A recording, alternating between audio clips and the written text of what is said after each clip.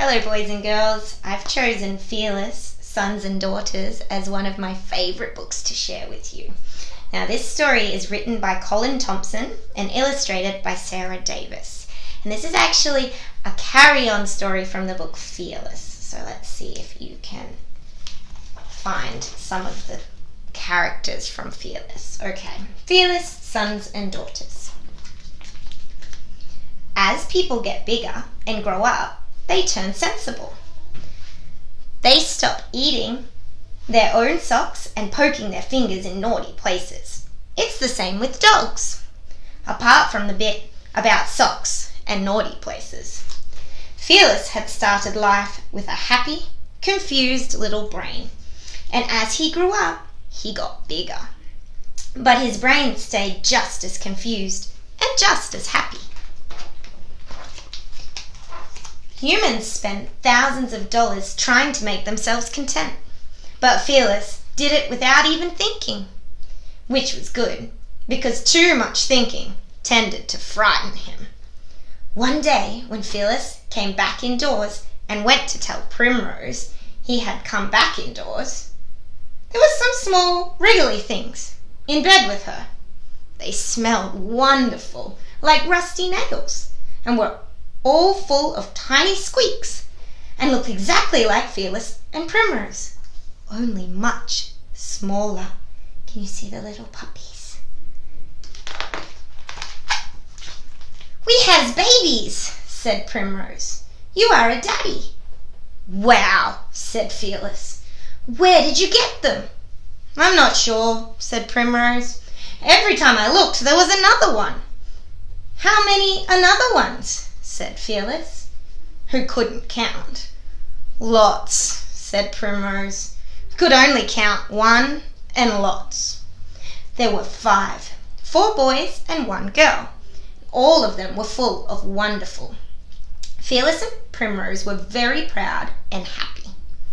Fearless tried to remember what it had been like when he was a puppy, but it was such a long time ago he had forgotten. All he could remember was that everything had been a lot bigger. Fearless realized it was his job to teach the babies everything he knew. But no one had told him that when puppies are born, they can't see anything. So when he went and sniffed them, they ignored him, apart from one that tried to suck his nose. And when puppies are born, they can't hear. So when Fearless said, "Hello, babies," they all ignored him some more. "My babies don't love me," said Fearless. "They're probably just shy," said Primrose. Look, she's giving them a bath. But a few days later, their eyes and ears opened. "Hello, babies," said Fearless. "I am your daddy." "What's a daddy?" said the puppies. Fearless explained, and after that, the puppies couldn't stop loving him.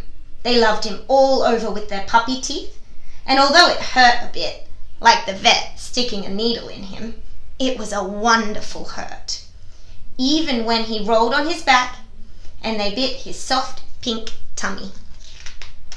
He looks pretty happy. Fearless took the puppies into the garden to teach them about outside. They tried to eat it. Some of it tasted nice, especially the bones that Fearless and Primrose had buried in the flower beds, and some of it tasted nasty, like feathers and bicycles and earth. Earth is another word for soil and dirt.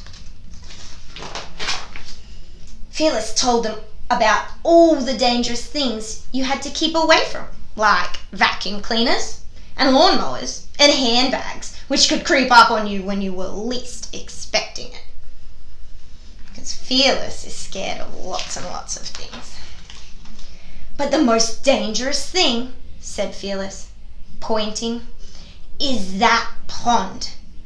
Those orange things in there are sharks and they will eat you." The puppies tried to drink the pond. Fearless taught them everything he knew, which took nearly all afternoon. Just teaching them about sticks And I think he's teaching them a little bit wrong about where to go to the toilet. It was a good thing that Fearless and Primrose couldn't count, because when the first puppy went to live with his new family, they didn't realise. When 3 more puppies went, Primrose said, "I thought we had lots more babies than this." "Maybe the orange sharks ate them," said Fearless. "I saw my brother in the pond," said Eric, the last puppy. "We should go and rescue him." Fearless didn't want to, in case the sharks ate him, but Primrose and Eric ran outside. "See," said Eric, staring at his own reflection in the water. "There he is." "There's a mummy in there too," said Primrose, looking at her reflection. She growled at it and leaned forward to chase it away from her baby.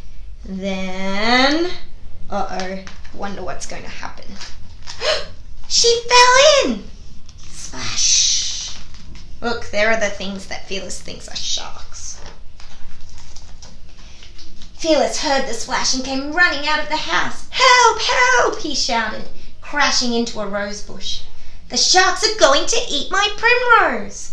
"I will save you," said Eric, leaping into the water. The goldfish went and hid under the water lilies, while Eric splashed about. Primrose just stood there, getting cold feet. It's not even deep enough for her to go for a swim. Eric decided he liked the pond and jumped in every day.